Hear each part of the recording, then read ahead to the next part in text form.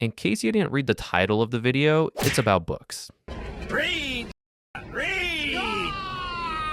Books are the most underused resources to learn software engineering. When was the last time your database query went from 200 milliseconds to 40 seconds and you thought, let me grab a book real quick? You didn't. You went straight to ChatGPT or Claude like everyone else. But here's the thing. Books are probably the most slept on resource in this entire field. So in today's video, I will show you 7 books that helped me level up my backend skills. First up, Clean Code by Uncle Bob. This book basically looked me in the eye and said, your variable names are a crime. And honestly, he was right. There's a whole chapter just on naming things. Sounds ridiculous until you're debugging at midnight and find a function called Charlie Kirk 7. You'll get it. Uncle Bob has a stat where the ratio of time spent reading code to writing it is about 10:1. So messy code isn't just ugly, it's costing you hours every single week without you noticing. Next, the Pragmatic Programmer.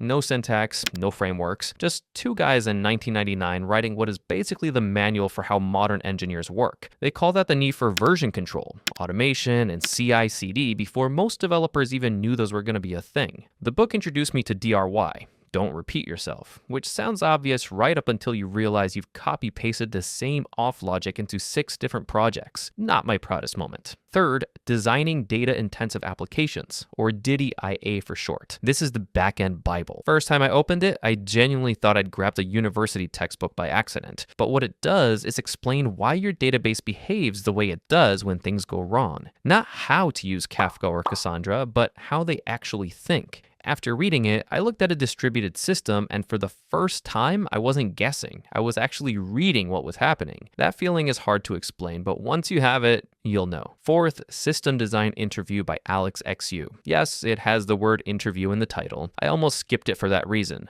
Don't. It walks you through designing URL shorteners, chat apps, notification systems, all with real trade-offs explained. One chapter on newsfeed architecture gave me the exact mental model I needed to fix performance bottleneck at work. The interview prep is almost a side effect. It's really a systems architecture playbook that just happens to be packaged as interview prep. Fifth, Database Internals by Alex Petrov. Most backend devs touch a database every single day and have no idea how it actually works under the hood. I was one of those people. This book goes into B trees, storage engines, consensus algorithms. Once you understand why Postgres defaults to a B tree index instead of a hash index, you stop writing slow queries by accident. The book also makes this point that every database is really just solving 3 problems: how to store data, how to retrieve it, and how not to lose it. Everything else is just different opinions on those 3 things. 6, Release It by Michael Nygard. This one hit different because it's not about writing code. It's about what happens after you ship it. Nygard spent years watching production systems fail and broke down exactly what killed them. Timeouts that nobody set, connection pools that filled up, third-party APIs that went down and took everything else with them. The book introduces patterns like circuit breakers and bulkheads, which sound like naval engineering terms, but are basically just ways to stop one broken service from dragging down your entire system. If you've ever had an outage and thought, why did everything fail just because one thing went down? This book answers that question in painful detail. And finally, Fundamentals of Software Architecture by Mark Richards and Neal Ford. At some point in your career, you stop just writing code and start asking why the system is built the way it is. This book is for that moment. It covers microservices, event-driven architecture, layered systems, and actually explains the trade-off between them instead of just telling you microservices are good, actually. There's a concept in it called the architecture quantum, which is basically the smallest unit of a system that can be deployed independently. And once you understand that, a lot of confusing technical decisions suddenly start making sense. If I had to give you a reading order, Clean Code first, then Pragmatic Programmer, those 2 fix your habits. Then System Design Interview to start thinking in systems.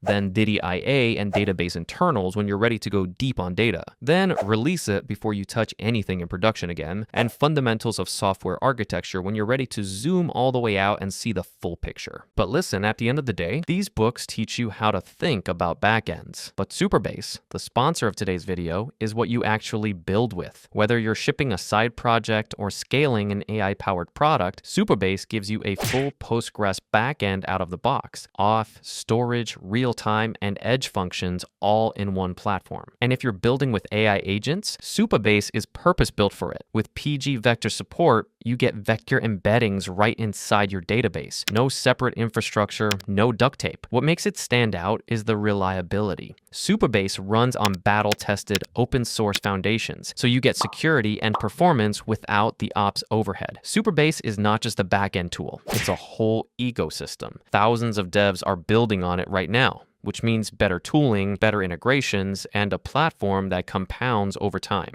So what are you waiting for? Start for free using my link in the description. Thanks to Supabase for sponsoring this video.